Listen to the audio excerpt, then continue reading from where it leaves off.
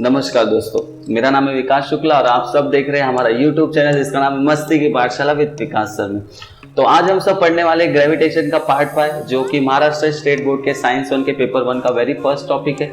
इसके चारों पार्ट और इसका इंट्रोडक्शन ऑलरेडी हमने YouTube पे अपलोड किया हुआ है। तो अगर आपने वो वीडियो अब तक नहीं देखा है तो उसका लिंक आपको हमारे वीडियो के डिस्क्रिप्शन में मिल जाएगा। आज हम पढ़ रहे ग्रेविटेशन जो महाराष्ट्र स्टेट बोर्ड के साइंस 1 का वेरी फर्स्ट टॉपिक है और इसके 5th पार्ट को चलिए हम स्टार्ट करते हैं। तो आज हम क्या पढ़ने वाले हैं, आज का टॉपिक भी हमेशा की तरह बहुत इंटरेस्टिंग है, बहुत मजेदार टॉपिक्स है। हम लोग देख लेते हैं आज हम क्या क्या डिस्कस करने वाले। तो आज हम डिस्कस करने वाले अर्थ्स ग्रेविटेशनल एक्सेलरेशन क्या होता है, what is the value of g, small g, and that is nothing but gravitational acceleration on the surface of earth। मतलब small g का मतलब gravitational acceleration का वैल्यू क्या होता है अगर हम अर्थ सरफेस के ऊपर है एग्जैक्टली तो, and what are the variations in the value of g, changes g का वैल्यू कैसे कैसे एंड कब कब चेंज होता है। ठीक है, तो चलिए हम स्टार्ट करते हैं the very first topic, what is earth's gravitational acceleration. Okay, तो अर्थ ग्रेविटेशन एक्सेलरेशन के ऊपर हमने ऑलरेडी डिस्कस किया हुआ है हमारे प्रीवियस वीडियोस में। एक्सेलरेशन मतलब हम लोग सोचते थे, बहुत लोग ऐसे सोचते हैं कि when there is increase in speed या velocity, when there is change in velocity, मतलब वेलोसिटी बढ़ता है जब हम गाड़ी को एक्सेलरेट करते हैं, उसमें स्पीड आता है, उसका वेलोसिटी बढ़ता है, तब हम उसको एक्सेलरेशन बोलते हैं। लेकिन that is not exactly the acceleration. Acceleration मतलब ऐसा बिल्कुल नहीं है कि जब वेलोसिटी बढ़ता हो तभी एक्सेलरेशन हो। Either if it is decreasing then also it can be called as what, acceleration। Acceleration means what, change in velocity with respect to time।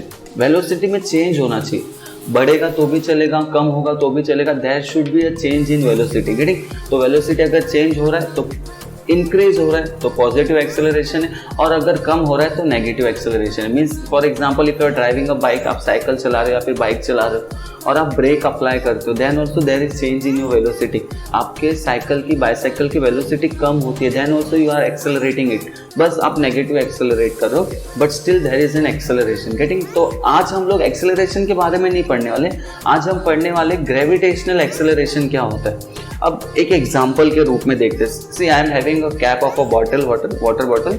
अब इस कैप को मैं ऊपर फेंक रहा हूँ, तो मैं इसको जब ऊपर फेंक रहा हूँ तो इसके अंदर एक एक्सेलरेशन आ रहा है। See right now it is in rest position, लेकिन जैसे मैं इसको ऊपर फेंकता हूँ तो इसमें एक एक्सेलरेशन आता है। मतलब मेरे पास वाटर बॉटल है, वाटर बॉटल का कैप है, वो यहाँ पे सपोज रेस्ट में था, फिर मैंने उसको ऊपर की तरफ थ्रो किया, ठीक है, तो वो ऊपर जा रहा है, मतलब उसमें एक्सेलरेशन आ रहा है। लेकिन ये एक्सेलरेशन किसकी वजह से आ रहा है?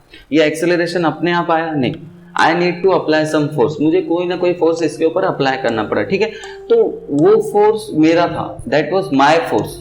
समझ में आ रहा है? वो फोर्स मैंने लगाया। लेकिन सोचने की बात ये है कि एट अ सर्टेन हाइट जब वो ऊपर गया और फिर वो वहां से नीचे आने लगा, और ये नीचे क्यों आ रहा है इसका डिस्कशन भी हमने प्रीवियस वीडियो में किया है, नहीं देखा तो प्रीवियस वीडियो में देख सकते हैं। तो ये ऊपर जाने के जब नीचे आ रहा था तो ऊपर जाने के बाद इस स्टेज पे भी again it was in rest position, यहाँ पे फिर से वो रेस्ट पोजीशन में था। मतलब जब वो ऊपर गया तो एक पर्टिकुलर हाइट पे पहुंचने के बाद फिर से वो रेस्ट में आ गया, लेकिन फिर नीचे आते वक्त उसमें एक्सेलरेशन हुआ। करेक्ट है? मतलब ऊपर गया, ठीक है, मैंने फोर्स लगाई, लेकिन जब ऊपर से नीचे आया तब तो मैंने फोर्स नहीं लगाया, मैंने तो बिल्कुल उसे बुलाया, वो तो अपने आप ही नीचे है ना, मैंने तो उसको बिल्कुल भी नीचे नहीं बुलाया। तो ये नीचे आ रहा है, एक्सेलरेशन हो रहा है। अब एक्सेलरेशन हो रहा है मतलब फोर्स है, क्योंकि आपने 9th में पढ़ा है कि force is equal to what, force is nothing but mass into acceleration.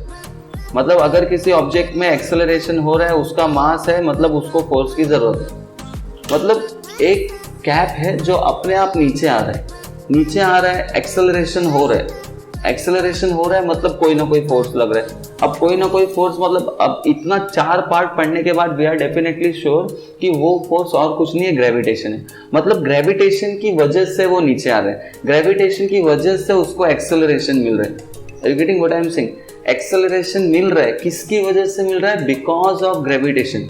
जाते वक्त का acceleration was because of me, मैंने दिया था उसको फोर्स, लेकिन जब वो नीचे आ रहा था, जब उसकी स्पीड में चेंज हुई तो वो जो एक्सेलरेशन उसको मिला that was because of gravitation. Gravitation की वजह से उसको वो फोर्स मिला, वो एक्सेलरेशन मिला, इसीलिए उस एक्सेलरेशन को हम लोग क्या बोलते हैं? Gravitational acceleration.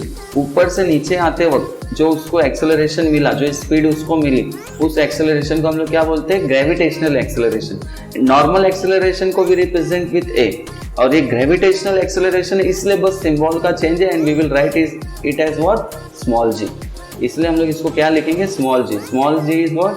Gravitational acceleration. मतलब किसी भी ऑब्जेक्ट को आप ऊपर फेंकोगे, फिर वो नीचे आ रहा है, नीचे आते वक्त जो स्पीड, जो एक्सेलरेशन, जो चेंज इन वेलोसिटी उसके साथ हो रही है, that is only because of gravitation. Gravitation की वजह से हो रही है, इसलिए उसको हम क्या बोलेंगे?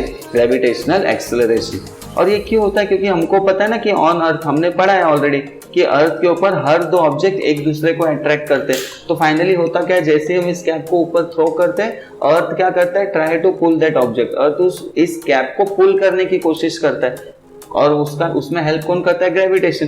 तो ग्रेविटेशन की वजह से वो कैप वापस नीचे आ जाता है, और वो जो वेलोसिटी उसको मिला, that is because of gravitation. इसलिए सिंपल है, नाम में ही आंसर है। शेक्सपियर जी ने कहा है what is there in name, लेकिन वो अलग सिनारियो था। Maths and science and other subjects में तो जो एक्चुअल कंसेप्ट है वो तो नाम पे ही क्लियर हो जाता है। अभी नाम क्या है? Earth's gravitational acceleration. ग्रेविटेशन की वजह से मिला हुआ acceleration, that's it, simple, clear है। आगे बढ़ते क्या दिया इसमें? सी, जैसे हमने अभी डिस्कस किया, the earth exerts gravitational force on objects near it. जितने भी ऑब्जेक्ट है अर्थ के अराउंड, अर्थ उस पर अपना ग्रेविटेशनल फोर्स एक्सर्ट करता है, ठीक है। एंड क्या दिया? According to Newton second law of motion, a force acting on a body results in its acceleration. जैसे फॉर एग्जांपल अभी ये बॉटल है, कैप लगा लेते हैं, अदरवाइज पानी, ठीक है। तो ये बॉटल है, अगर मैं इसके ऊपर फोर्स लगाऊंगा, अगर इस बॉटल के ऊपर मैं फोर्स लगाऊंगा, तो फोर्स लगाने से क्या होगा? उसमें एक्सेलरेशन आएगा। ये तो न्यूटन का सेकेंड लॉ है, हमने ये भी ऑलरेडी प्रीवियस वीडियो में डिस्कस किया है। और इसका फॉर्मूला क्या बनता है? अभी हमने देखा था, फॉर्मूला बन जाएगा F is equal to ma। Getting? Force किसके ऊपर डिपेंड करता है? दो चीज़ों के ऊपर, मास एंड एक्सेलरेशन। तो अगर मास ज़्यादा है तो फोर्स भी ज़्यादा लगाना पड़ेगा, या आपको वेलोसिटी ज़्यादा चाहिए, चेंज इन वेलोसिटी ज़्यादा चाहिए, आपको किसी गाड़ी को ढकेलना और बहुत ज़्यादा स्पीड में अगर वो जाए, ऐसा आप चाहते हो, तो आपको ज़्यादा फोर्स लगाना पड़ेगा। क्योंकि आप फॉर्मूले से देख सकते हो दोनों ही डायरेक्टली प्रोपोर्शनल है। Mass and acceleration both are directly proportional to what? Force. ये 9th में आप लोगों ने पढ़ा है, बट जैसे कि मैंने पहले ही बताया था, ये चैनल पे अगर आपको बेसिक नॉलेज भी नहीं, कुछ बेसिक इन्फॉर्मेशन भी आपको डाउट है, तो वो भी क्लियर करेंगे हम लोग, एकदम बेसिक से विल स्टार्ट, ठीक है। तो ये सेकंड लॉ ऑफ मोशन था। थर्ड, नेक्स्ट क्या बोल रहा है वो? नेक्स्ट वो बोल रहा है, thus the gravitational force due to earth, thus the gravitational force due to earth on a body results in its acceleration. This is called as what? Acceleration due to gravity, and is denoted by what? Small g। आपको ये ध्यान में रखना है, ठीक है। तो मतलब ग्रेविटेशन की वजह से जो फोर्स, ग्रेविटेशन का जो फोर्स है, उसकी वजह से जो एक्सेलरेशन मिल रहा है किसी ऑब्जेक्ट, तो उसको हम क्या बोलते हैं? Acceleration due to gravity. बहुत ही सिंपल है, और इसको हम रिप्रेजेंट कैसे करते हैं? जी से। ज़रा भी लोड नहीं लेना है, सभी कंसेप्ट 10th स्टैंडर्ड के बहुत ईजी है, ठीक है। तो हम लोग आगे बढ़ते, देखते हैं हम लोग आगे क्या दिया हुआ है, फटाफट देख लेते हैं आगे का। आगे क्या दिया हुआ है? Acceleration is a vector quantity. Now something अभी बहुत जन को ऑलरेडी पता होगा व्हाट इज वेक्टर। तो स्केलर एंड वेक्टर दो चीज़ें होती है। वेक्टर में क्या होता है? Direction is also important. जैसे स्केलर में क्या होता है? डायरेक्शन मैटर नहीं करता है, सिर्फ मैग्नीट्यूड यानी कि वैल्यू मैटर करती है, डायरेक्शन से कोई फर्क नहीं पड़ता। जैसे फॉर एग्जांपल हम डिस्टेंस की बात करते हैं, सपोज आप यहाँ पे खड़े हो, ठीक है, आप यहाँ खड़े हो और आपका कोई फ्रेंड यहाँ पे खड़े हो एक, और समझो कि वो 5 फीट दूर है आपसे, ठीक है।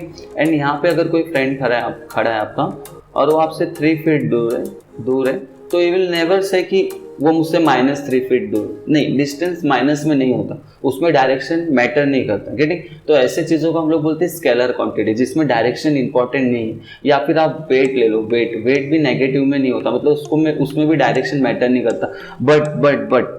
बट ये जो है एक्सेलरेशन, ये वेक्टर क्वांटिटी मीन्स व्हाट? इसमें डायरेक्शन मैटर करता है। मैंने आपको बताया ना, लाइक जहाँ पे सपोज गाड़ी जा रही है एक डायरेक्शन में, एक पर्टिकुलर डायरेक्शन में एक बाइक जा रही है, आप उसको और पुश कर रहे हो सेम डायरेक्शन में, so that is what? Positive acceleration. आप क्या कर रहे हो? जहाँ पे ऑलरेडी गाड़ी जा रही थी आप उसी डायरेक्शन में जा रहे हो, that is what? Positive acceleration. लेकिन गाड़ी यहाँ पे जा रही है, आप उसको पीछे की तरफ खींचने की कोशिश कर रहे हो, so what you are doing? You applying the force in an opposite direction, so this will be what? Negative acceleration. तो डायरेक्शन मैटर करता है। मैं एक बहुत अच्छा एग्जाम्पल देता हूँ। जैसे ट्रेन से आप लोगों ने देखा होगा, कुछ लोग चलती ट्रेन से उतर जाते, मतलब ट्रेन यहाँ पे जा रही है, अगर बंदा पीछे की तरफ मुंह करके उतरता है, तो we know what is going to happen, वो बंदा बहुत ज़ोरदार तरीके से गिर जाएगा। Let me tell you one thing, train चलती ट्रेन से उतरना इज़ वेरी रिस्की, तो हमें ऐसा बिल्कुल करना नहीं चाहिए और दूसरों को भी बोलना चाहिए कि ना करें। एंड सेकेंड थिंग, हम जो डोर पे खड़े रहते हैं that is also very risky.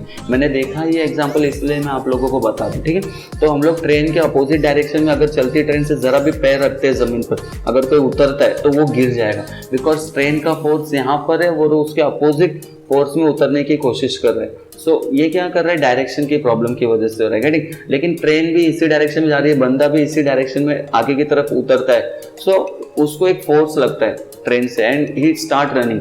आपने देखा होगा जो चलती ट्रेन से उतरते हैं ना लोग, अक्सर वो दौड़ते रहते हैं उतरने के बाद भी। तो ऐसा क्यों होता है, क्योंकि पीछे से एक फोर्स उनको लग रहा है ट्रेन का। ऑलरेडी ट्रेन मोशन में था, वो भी उसी मोशन में उतरे, तो खुद का भी फोर्स है एंड ट्रेन का भी फोर्स है, गेटिंग। तो वो बंदा गिरेगा नहीं, बट उसको दौड़ना पड़ेगा। अगर वो दौड़ेगा नहीं तो गिर जाएगा and it is seriously highly risky है, बहुत रिस्की। तो ऐसा कुछ बिल्कुल ना करें। आपके कोई फ्रेंड करते हो तो उन्हें मना करें, ठीक है। तो एक्सेलरेशन जो है वो वेक्टर क्वांटिटी, उसमें डायरेक्शन मैटर करता है। आप मोशन के साथ जा रहे हो तो आप पॉजिटिव जा रहे हो, आप मोशन के खिलाफ जा रहे हो so you are going in a negative way, getting, ठीक है। तो this is what we called as vector quantity. आगे बढ़ते हम लोग। What is given? What would happen if there would be no gravity? मतलब सच कितना, मतलब क्वेश्चन जिन्होंने सोचा होगा, मतलब क्रिएटिव, देखो कितने क्रिएटिव है। ऐसे ही आई गेस किसी एक स्टैंडर्ड में पोएम है मराठी में, जर यो आकाश आरसा झाला तर, मतलब पूरा बादल अगर एक मिरर हो जाता तो, मतलब जस्ट इमेजिन, वाह हो जाता, मतलब कमाल हो जाता। पॉसिबल नहीं, आई अंडरस्टैंड। लेकिन वो पोएम महाराष्ट्र स्टेट बोर्ड के किसी मराठी के टेक्स्ट बुक में 7th 8th, I don't remember exactly, लेकिन ऐसा दिया है, कवि ने ऐसा सोचा है, एक पोएट ने ऐसा सोचा है कि अगर पूरा आसमान शीशा हो जाता, मिरर हो जाता तो कितना मजा आता। सिमिलरली सोचिए ना कि अगर ग्रेविटी नहीं होती, अभी ग्रेविटी नहीं होती तो क्या होता, हम सब तैर रहे होते थे, हम सब स्विम कर रहे होते थे हवा में। Means we can't stand on the floor, हम फ्लोर पे खड़े ही नहीं रह पाते, बिकॉज अभी हम किस वजह से खड़े, ग्रेविटी ने हमें होल्ड करके रखा है। और ग्रेविटी ही नहीं होता तो एवरीथिंग विल स्टार्ट फ्लोटिंग, सब कुछ तैरने लगता है। सीधी बात बोले तो गैलेक्सी, हमारा ये सोलर सिस्टम कुछ भी नहीं होता फाइनली, अगर ये ग्रेविटी नहीं होता तो।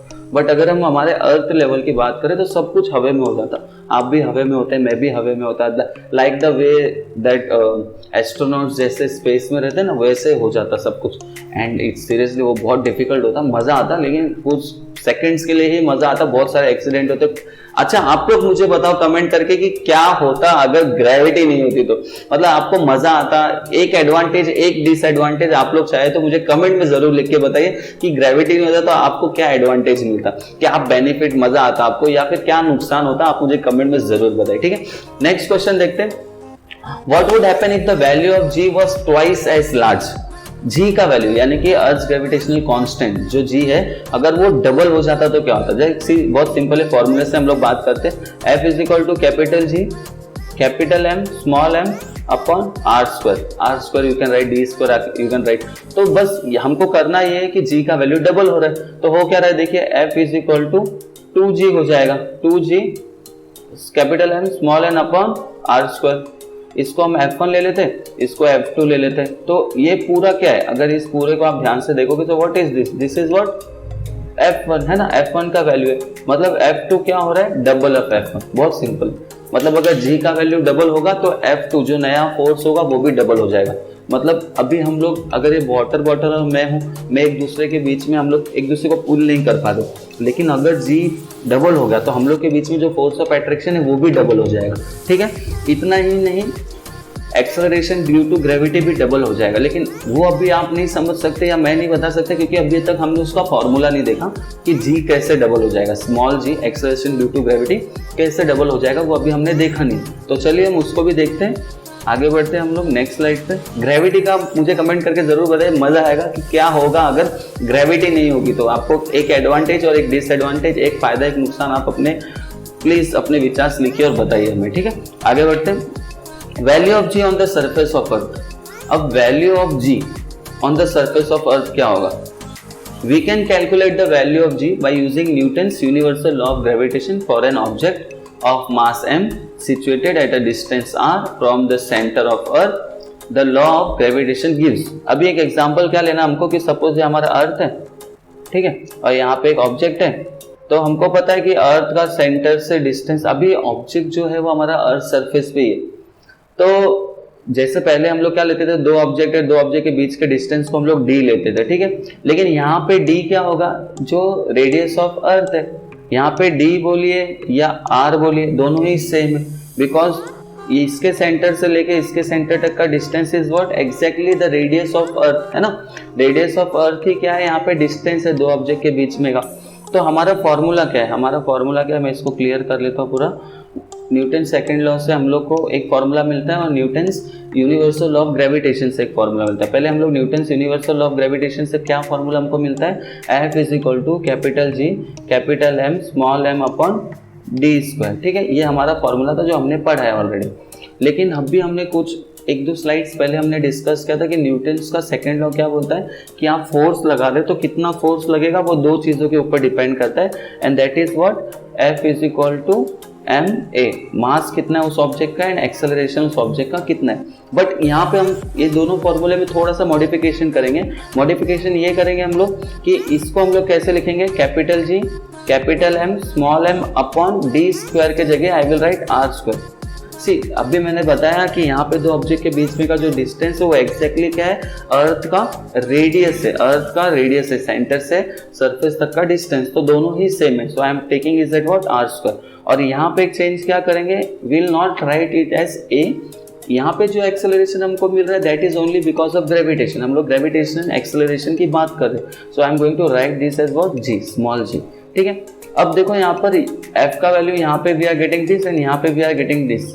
जैसे एक बात कर लेते हैं, राम जी है, राम जी के भाई है लक्ष्मण, लेकिन लक्ष्मण जी के भाई है भरत, तो राम जी और भरत जी भी क्या हो गए, भाई हो गए, दोनों इक्वल हो गए, है ना, क्योंकि दोनों ही लक्ष्मण के इक्वल है। तो यहाँ पे क्या हो रहा है, f is equal to this, यहाँ पे f is equal to this, मतलब ये दोनों क्या हो गए, इक्वल हो गए, ये दोनों क्या हो गए, इक्वल हो गए। चलिए इसको इक्वल है तो कैसे सॉल्व करेंगे देखते हैं हम लोग फटाफट। ओके, इसको इरेज कर लेते हैं। ओके, तो हमको नया इक्वेशन क्या मिल रहा है, see what we are getting, हमको क्या मिल रहा है, small M G is equal to capital G capital M small m upon R square. Getting? Now see one thing, यहाँ पे स्मॉल m कैपिटल M क्या है, यहाँ पे कैपिटल M क्या है, मास ऑफ अर्थ, हमारे अर्थ का मास है, ठीक है।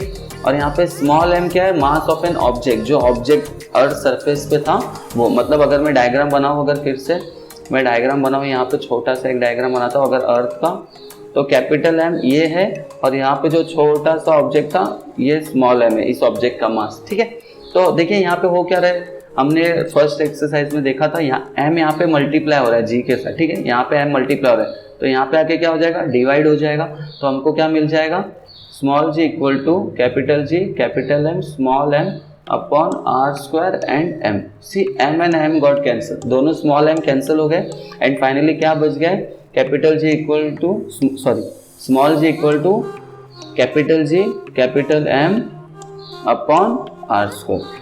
अब ये बहुत इंपॉर्टेंट चीज़ है, यहाँ पे एक बहुत इंपॉर्टेंट चीज़ हमको समझ में आती है कि जो एक्सेलरेशन है, एक्सेलरेशन ये किसके ऊपर डिपेंड कर रहा है। देखिए फॉर्मूले से पता चलता है, एक तो ये डिपेंड करता है ग्रेविटेशनल कांस्टेंट, जो यूनिवर्सल कांस्टेंट है उस पर कोई फर्क पड़ने वाला नहीं। Mass of earth, mass of earth, अब वाटर के लिए बात करें या आप मेरे लिए बात करें, हम दोनों ही अलग अलग ऑब्जेक्ट है, मेरा मास थोड़ा ज़्यादा है, इसका मास थोड़ा कम है, लेकिन हम दोनों के ही लिए मास ऑफ अर्थ तो कांस्टेंट है, वो तो चेंज होगा नहीं। मतलब एक ही चीज़ चेंज हो रही है और वो क्या है, रेडियस। रेडियस मतलब डिस्टेंस बिटवीन टू ऑब्जेक्ट। जैसे फॉर एग्जांपल अभी बहुत ही अच्छा एक ये फॉर्मूला मिला हमको जिससे हम प्रूव कर सकते हैं कि अगर आप एक आयरन बॉल लेते हो, एक लोखंड का बॉल ले रहे हो और एक फीदर ले रहे हो, पंख, किसी भी चिड़िया का या किसी बर्ड का पंख लेते हो, और अगर आप दोनों को सेम हाइट से अगर छोड़ेंगे तो सबसे पहले जमीन पे कौन पहुंचेगा, कौन सा ऑब्जेक्ट सबसे पहले जमीन को टच करेगा।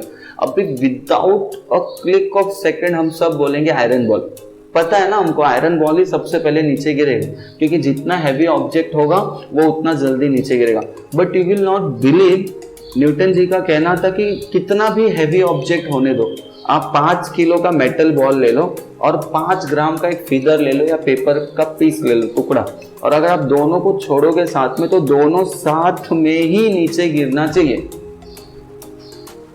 ऐसे कैसे? ऐसे ये समझता है हमको इस फॉर्मूले से।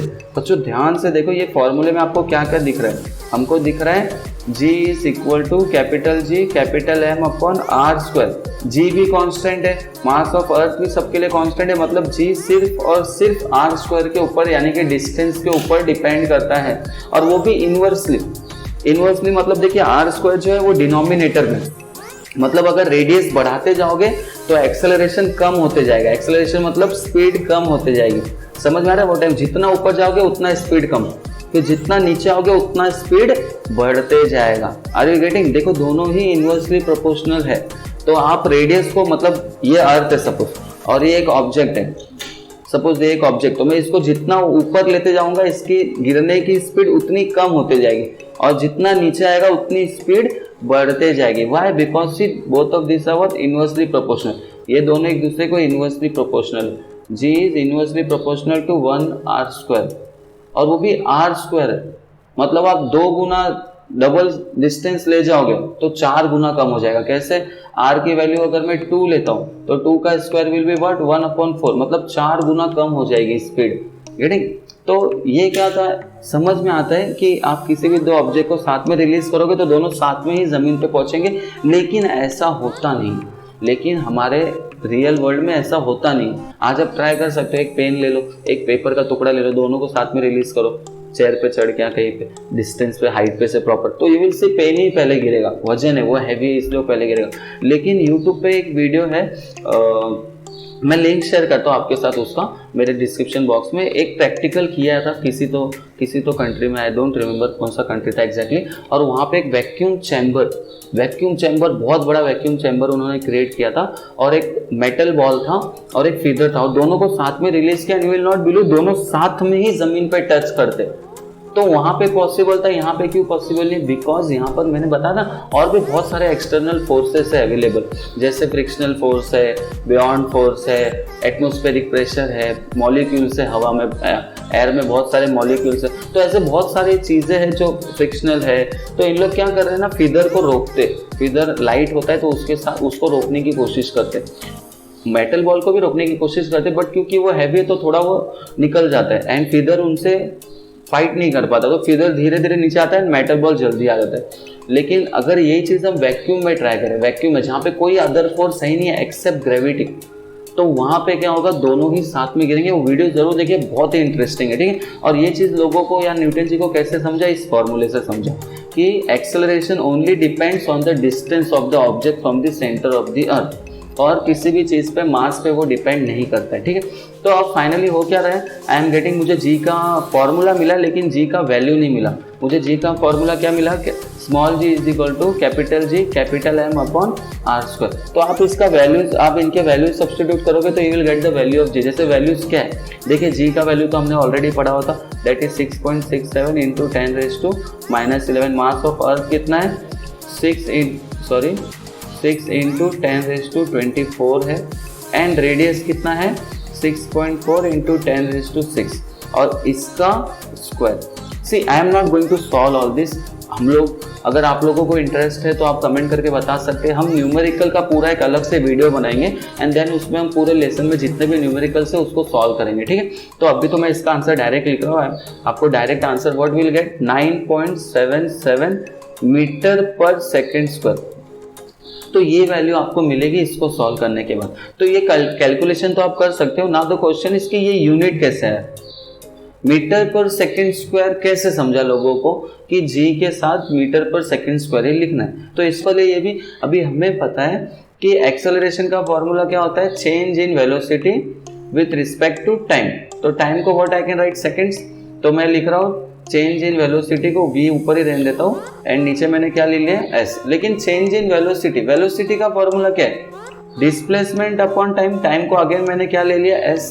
अब डिस्प्लेसमेंट मतलब डिस्टेंस आप कितना कवर करें, जिसको हम किस में लेंगे, मीटर में। सो मीटर है second upon second, that will become second square. तो ऐसे समझा कि जी का यूनिट क्या आएगा, मीटर पर सेकेंड स्क्वायर। तो ये चीज़ आपको याद रखनी है बच्चों कि ये जी का भी वैल्यू कांस्टेंट है, तो आपको इसको याद रखना है। स्मॉल जी का वैल्यू यानी कि acceleration due to gravity on earth कितना है, 9.77। चलिए आगे बढ़ते हैं हम लोग, जी का वैल्यू अब हमको मिल गया।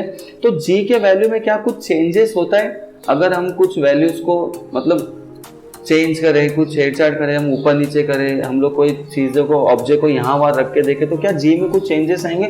यस, डेफिनेटली आएंगे। तो उससे पहले हम लोग तो एक क्वेश्चन दिया हुआ है आपके टेक्स्ट बुक में, कैन यू टेल, बहुत ही अच्छा इंटरेस्टिंग क्वेश्चन। चलिए देखते हैं क्या दिया है।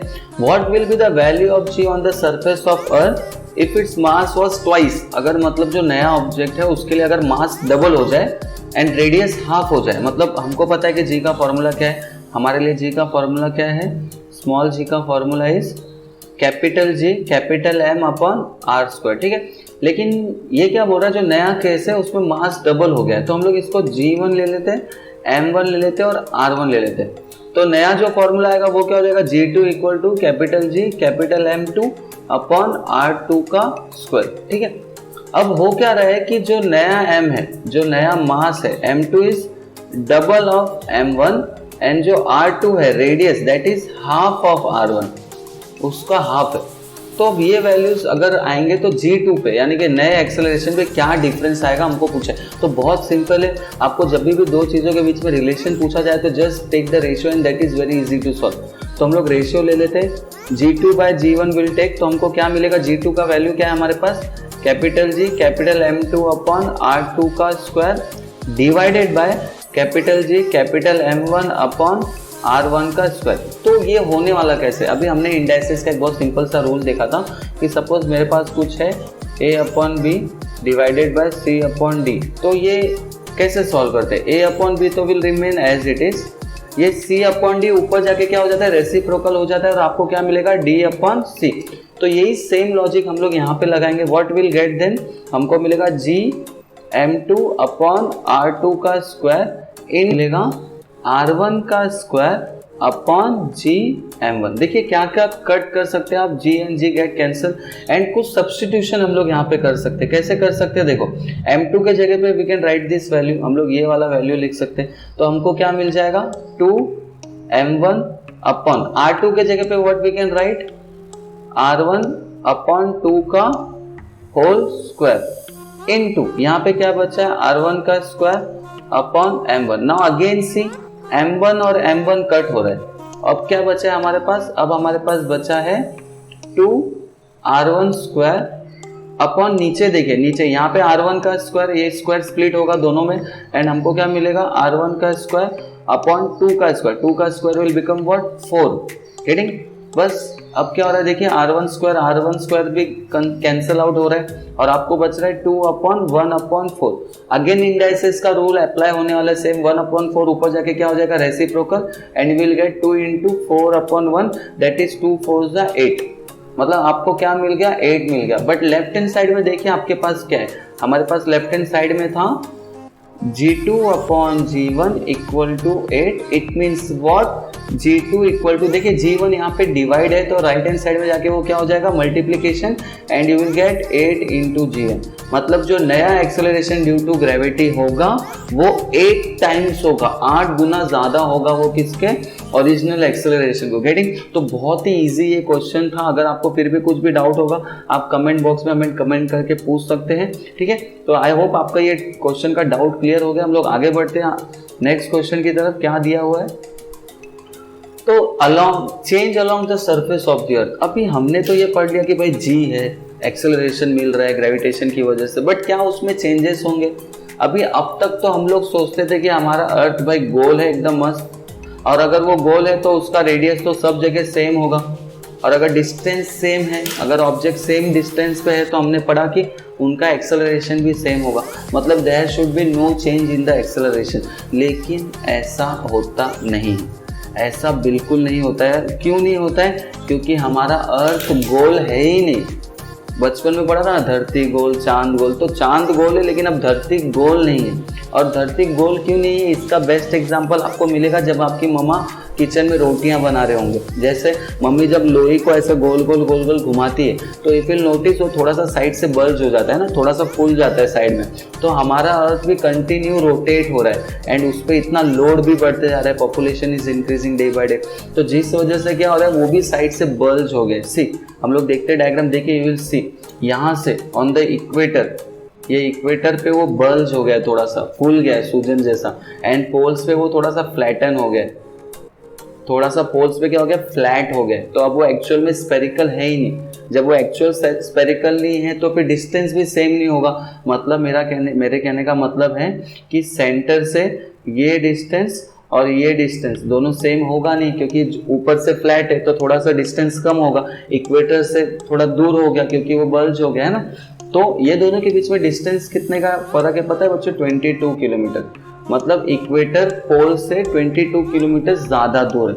अब 22 किलोमीटर दूर है, सी द फॉर्मूला, जी का formula capital G capital M upon R square. तो डिस्टेंस बढ़ रहा है, अगर डिस्टेंस बढ़ रहा है तो जी क्या हो जाएगा, कम हो जाएगा। जी क्या हो जाएगा, कम हो जाएगा। पोल्स पे अगर हम बात करें तो डिस्टेंस कम है, और अगर डिस्टेंस कम है, आर कम है, तो जी क्या हो जाएगा, बढ़ जाएगा, एक्सेलरेशन बढ़ जाएगा। अरे गेटिंग? तो अब तक हम लोग सोचते थे कि पूरी धरती गोल है तो हम कहीं पे भी खड़े रहेंगे तो सेम एक्सेलरेशन आएगा, ऐसा बिल्कुल भी नहीं है। आप पोल पे हो, अगर आप पोल पे रहते हैं, आप पोल के पास है तो पोल पे क्या होगा, सेंटर से डिस्टेंस कम है, और डिस्टेंस कम है तो वहाँ पे एक्सेलरेशन ज़्यादा है, मतलब वहाँ पे कोई भी चीज़ ज़्यादा स्पीड में गिरेगी, ठीक है। और अगर हम इक्वेटर पे है तो इक्वेटर पे क्या हो रहा है, डिस्टेंस सेंटर से थोड़ा ज़्यादा है, एंड ज़्यादा होने की वजह से क्या हो रहा है, वहाँ पे एक्सेलरेशन कम हो गया। तो बहुत ही सिंपल है कि change along the surface of earth कैसे होगा, depend on the position of the object on the earth. वो कहाँ पर है वो ऑब्जेक्ट, अगर पोल्स पे है तो एक्सेलरेशन कम है, अगर पोल्स पे है तो एक्सेलरेशन ज्यादा है क्योंकि डिस्टेंस कम है, और इक्वेटर पे है तो डिस्टेंस ज्यादा है तो एक्सेलरेशन कम है, ठीक है। तो आगे बढ़ते हम लोग। तो change on the surface of earth, I hope आप लोगों को समझा होगा। वैल्यूज क्या, देखिए वैल्यूज देख लेते हैं हम लोग। जी का वैल्यू पोल पर ज्यादा है, सी मैंने बोला था ना कि वो क्या हो रहा है, डिस्टेंस कम है तो एक्सेलरेशन ज्यादा है। देखिए वैल्यू कितना है, 9.832 मीटर पर सेकंड स्क्वायर, और इक्वेटर का डिस्टेंस ज्यादा है तो वैल्यू कम है, तो एक्सेलरेशन का वैल्यू क्या है, कम है। सी कितना कम है, 9.78 मीटर पर सेकंड स्क्वायर, ठीक है। तो ये चीज आपको आई होप समझ गई होगी। हम आगे बढ़ते हैं कि change on the surface of earth कैसे हो रहा है, ठीक है। चेंज विथ हाइट, अब चेंज विथ हाइट मतलब क्या, बहुत ही सिंपल है। अभी सपोज ये अर्थ है तो एक ऑब्जेक्ट यहाँ पर है और एक ऑब्जेक्ट यहाँ पर है, ये समझो ऑब्जेक्ट ए है, ये समझो ऑब्जेक्ट बी है, तो किसमें एक्सेलरेशन ज्यादा होगा, क्या लगता है आपको? कैसे पता कैसे चलेगा किसमें एक्सेलरेशन ज्यादा है? Formula, that's it. आपको फॉर्मूला देखना है। फॉर्मूला क्या है, small G equal to capital G capital M upon R square. देखिए फॉर्मूला, जी और एम तो सेम ही है तो उसको देखने की जरूरत नहीं, हमको सिर्फ ये देखना है कि G is inversely proportional to 1 upon R square. तो आर देखिए, जहाँ पे आर यानी कि डिस्टेंस कम होगा वहाँ पे जी ज्यादा होगा। तो ये देखिए ए है ना, ए हमारा सेंटर से कम डिस्टेंस पे, लेकिन जो बी है वो सेंटर से ज्यादा डिस्टेंस पे, तो एक्सेलरेशन किस में ज्यादा होगा, ए में होगा। जो जितना ज्यादा ऊपर होगा उसमें एक्सेलरेशन उतना ज्यादा कम होगा। कैसे पता चलता है? फॉर्मूले से पता चलता है। तो मतलब हाइट बढ़ते जाएगी तो एक्सेलरेशन कम होगा, गेटिंग? तो चलिए हम लोग कुछ एग्जांपल देख लेते हैं, कितने हाइट पे क्या होगा तो कितना एक्सेलरेशन होगा। जैसे हमको लगता है कि माउंट एवरेस्ट बहुत बड़ा है, और है भी बड़ा क्योंकि आप और मैं किसी ने चढ़ा ही नहीं है माउंट एवरेस्ट के ऊपर, लेकिन बहुत से लोग तो अब उस पर पहुंच चुके। बट फिर भी माउंट एवरेस्ट हमारे लिए बड़ा है, but acceleration point of view कुछ भी नहीं है। 8.8 किलोमीटर माउंट एवरेस्ट। एक बुक के पेज होता है ना, पेज का जितना साइज होता है ना, पतले पेज का उतना सा है, मतलब कोई फर्क नहीं पड़ने वाला है एक्सेलरेशन को। एक बहुत ही अच्छा टेबल आपके बुक में दिया हुआ है, देखिए क्या दिया है। सरफेस ऑफ अर्थ पे जब कोई ऑब्जेक्ट है, अर्थ के सरफेस के ऊपर एग्जैक्टली यहाँ पर है एकदम सरफेस पे, तो उसका हाइट कितना है 0 kilometre, on an average acceleration कितना है 9.8 मीटर पर सेकंड स्क्वायर। अब समझो एक बंदा माउंट एवरेस्ट के ऊपर खड़ा है, अब माउंट एवरेस्ट की हाइट भी कितनी है 8.8, तो भी देखिए उसके एक्सेलरेशन में जरा भी फर्क नहीं पड़ रहा है। मतलब 5, 10, 15 किलोमीटर से एक्सेलरेशन को बिल्कुल भी फर्क नहीं पड़ेगा। लेकिन जो बलून होता है ना, हॉट एयर बलून, उसका हाइट जो सबसे ज्यादा अब तक रीच हुआ है दैट इज 36.6।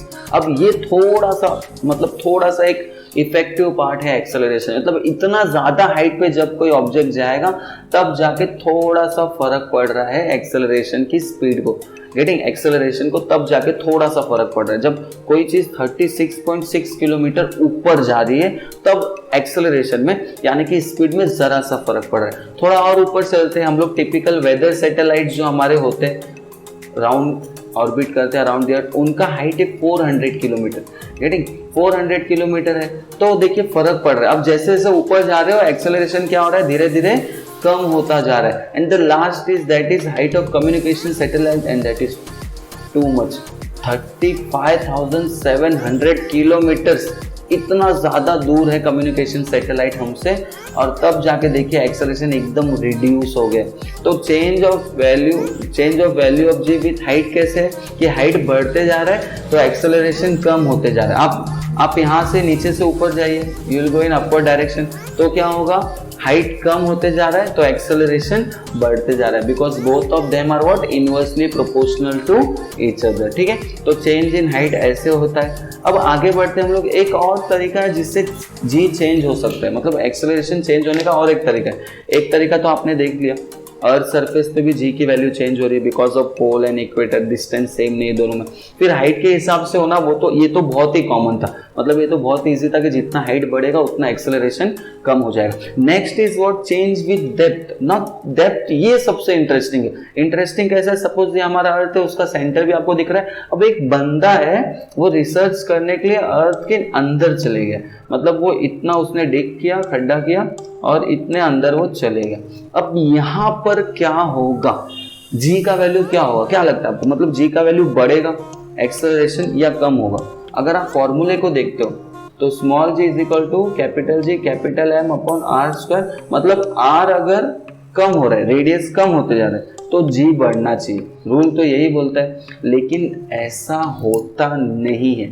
अब यही कमाल की बात है कि ऐसा क्यों नहीं हो रहा है। सी, इसके बहुत सारे रीजन हैं। पहला तो रीजन बहुत सिंपल ये है कि जब बंदा इतने पार्ट में चलेगा तो क्या हो रहा है, जब वो यहाँ पे था ऑब्जेक्ट, तो ये पूरा अर्थ सरफेस उसके ऊपर फोर्स अप्लाई कर रहा था, ठीक है, पूरा का पूरा अर्थ उसको अपनी तरफ अट्रैक्ट करने की कोशिश कर रहा था। लेकिन जब वो बंदा नीचे चलेगा तो समवट इतना पार्ट, ये जो ऊपर का पार्ट है, अब ये उसके ऊपर कोई भी फोर्स अट्रैक्ट करने का लगा नहीं रहा, मतलब that part of the earth is not pulling that object, मतलब कहीं ना कहीं इतना पार्ट, इतना मास ऑफ अर्थ भी रिड्यूस हो गया, मतलब एम का वैल्यू भी क्या हो रहा है यहाँ पर, कम हो रहा है, मतलब ओरिजिनल एम और अभी का एम जो है वो कम है। ये एम अगर m1 है तो नया ऑब्जेक्ट, जब ऑब्जेक्ट अंदर चलेगा तो इतना somewhat upper part of earth is not attracting that object, तो m का वैल्यू भी यहाँ पर कम हो गया। And m and g is what, directly proportional, m और g क्या है, दोनों ही डायरेक्टली प्रोपोर्शनल है, तो m कम हो रहा है तो g भी कम हो रहा है। Are you getting? तो बहुत ही, मतलब बहुत अच्छा कंसेप्ट, मतलब बंदा अगर ज़मीन के नीचे अंदर जा रहा है तो उसके ऊपर एक्सेलरेशन धीरे धीरे कम होता जाएगा। तो अगर ना अब तक का पूरा नॉलेज हम लोग मिला दे तो क्या समझ में आ रहा है, समझ में ये आ रहा है कि जैसे जैसे मैं ऊपर जाऊंगा, या मैं ऊपर इस डायरेक्शन में ले लेता हूँ, जैसे जैसे मैं ऊपर जा रहा हूँ एक्सेलरेशन क्या हो रहा है, कम हो रहा है, बरोबर है। फिर मैं जैसे जैसे अंदर जा रहा हूँ वहाँ पे भी एक्सेलरेशन क्या हो रहा है, कम ही हो रहा है। लेकिन अब थोड़ा सा चेंज करते हैं, जैसे जैसे मैं नीचे से ऊपर जाऊंगा तो यहाँ पे क्या होगा, एक्सेलरेशन भी बढ़ेगा, और जैसे जैसे मैं ऊपर से नीचे आऊंगा तो यहाँ पे भी एक्सेलरेशन क्या होगा, बढ़ेगा। तो मैक्सिमम एक्सेलरेशन कहाँ पे होगा, सबसे ज्यादा एक्सेलरेशन कहाँ पे होगा, ऑन द सरफेस ऑफ अर्थ, मतलब जब बंदा एग्जैक्टली सरफेस के ऊपर खड़ा है तभी हम उसको क्या बोलेंगे, that is what, maximum acceleration. यहाँ पर उसको मैक्सिमम एक्सेलरेशन मिलेगा, क्योंकि इसके बाद जैसे जैसे वो नीचे जाएगा एक्सेलरेशन कम हो जाएगा, जैसे जैसे वो ऊपर जाएगा एक्सेलरेशन कम हो जाएगा। तो मैक्सिमम एक्सेलरेशन कहाँ पे मिलता है, on the surface of earth. Are you getting what I am saying? बहुत ही ईजी है। एक क्वेश्चन अब ये भी उठता है कि अगर बंदा सेंटर ऑफ द अर्थ पे पहुंच गया तब क्या होगा, तो ये बहुत इजी है। अभी हमने पढ़ा कि जैसे जैसे हम नीचे जा रहे हैं तो एक्सेलरेशन कम हो रहा है, तो कम हो के कितना कम होगा, लास्ट वैल्यू क्या हो सकता है, यस लास्ट वैल्यू क्या हो सकता है कि यही होगा कि लास्ट वैल्यू, उसका वैल्यू क्या हो जाएगा, 0, मतलब eight the centre of the earth acceleration क्या हो जाएगा, 0, वहाँ पे कोई एक्सेलरेशन नहीं होगा, क्योंकि पूरा का पूरा फोर्स सेंटर से आ रहा है और बंदा सेंटर पे पहुंच गया। अगर कोई ऑब्जेक्ट सेंटर पे पहुंच गया तो वहां पे तो एक्सेलरेशन होगा ही नहीं, 0, एक्सेलरेशन कितना हो गया, 0। What will be the value of G at the centre of the earth, so it will be 0। Next question क्या दिया है, will the direction of gravitational force change as we go inside the earth, gravitational force का direction change होगा, नहीं, बिल्कुल भी change नहीं होगा, it will be still directed toward the centre only, अभी भी वो सेंटर की तरफ ही डायरेक्टेड रहेगा। तो आप उसके अंदर जाइए, आप उसके ऊपर जाइए, कहीं भी जाएंगे अगर हम लोग तो भी उसका डायरेक्शन चेंज नहीं होगा, there will be no change in direction. ठीक है, तो एक चीज और हमने एक एग्जांपल देखते हैं, नोट दिया हुआ है आपके बुक में बहुत ही इंपॉर्टेंट, मून से रिलेटेड एंड जी से रिलेटेड। जी और मून का रिलेशन दिया हुआ है कि मून पे स्मॉल जी, मतलब मून पे एक्सेलरेशन क्या होगा, 1/6 होगा।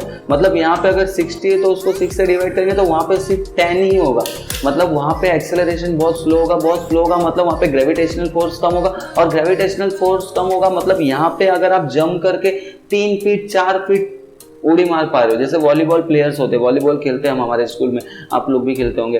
तो अगर आप वॉलीबॉल खेलते हैं तो क्या होता है कि हमें उसको जंप करना होता है ना, नेट के पास जो प्लेयर खड़ा होता है उसको जंप करके होल्ड करना होता है, ब्लॉक करना होता है। तो फिर वो अगर suppose I am just saying अगर वो यहाँ पर 4 फीट कूद रहे, that is which is like थोड़ा इम्पॉसिबल सा है, 4 फीट मतलब बहुत प्रैक्टिस चाहिए। 3 फीट इफ टेकिंग, एक बंदा 3 फीट ग्राउंड से कूद पा रहा है ऑन अर्थ, तो वहां पे वो मून पे इतने ही फोर्स में 6 टाइम्स ज्यादा कवर कर पाएगा, लाइक 6 3 18। तो जितनी ताकत में वो यहाँ पे 3 फीट कूद पा रहा है उतने ही ताकत में मून पे वो बंदा 18 फीट कूदेगा। तो कमाल है, मतलब मून पे वॉलीबॉल खेलने का मजा ही कुछ अलग है। वो मूवी थी ना रोहित की, कोई मिल गया, उसमें कैसे उड़ उड़ के बच्चे मारते बास्केटबॉल में, तो हमारे बच्चे भी ऐसे उड़ उड़ के वॉलीबॉल खेलेंगे। कहाँ पर, मून पर। क्योंकि वहाँ पर जी की वैल्यू कम है, वहाँ पे जी की वैल्यू क्या है, कम है। वो जी की वैल्यू कम है तो ग्रेविटेशन कम है, ग्रेविटेशन कम है तो यहाँ पे आप जितना जंप मार पा रहे हो उतने फोर्स में, उसका 6 टाइम्स ज़्यादा जंप आप मून पर मार सकते हो। मतलब साइंस बहुत ही इंटरेस्टिंग है, बहुत मज़ा भी आएगा, कमाल की बात है। इसमें ग्रेविटेशन टॉपिक भी बड़ा ही अच्छा है। अभी शायद एक ही वीडियो में नेक्स्ट टॉपिक कवर हो जाएगा, जिसके बाद हमारा ये लेसन खत्म हो जाएगा। तो आई होप आपको आज का ये वीडियो पसंद आया होगा, आपके डाउट्स क्लियर हुए होंगे। आपको वीडियो ज़रा सा भी पसंद है, आपके थोड़े से भी डाउट क्लियर हुए या आपको थोड़ा सा भी मज़ा आया, तो प्लीज़ हमारे चैनल को सब्सक्राइब करिए, वीडियो को लाइक करिए, कमेंट करके बताइए कि अगर ग्रेविटी नहीं होगी तो क्या होगा, और आपने अगर वॉलीबॉल खेला है तो आपका क्या क्या अचीवमेंट है उस गेम में। एंड अपने फ्रेंड्स के साथ ये वीडियो शेयर करिए, उन्हें भी बोलिए सब्सक्राइब करिए। अपना ध्यान रखिए, हम अगला वीडियो लेके जल्दी आपके सामने आएंगे। तब तक जय हिंद, जय भारत, थैंक यू।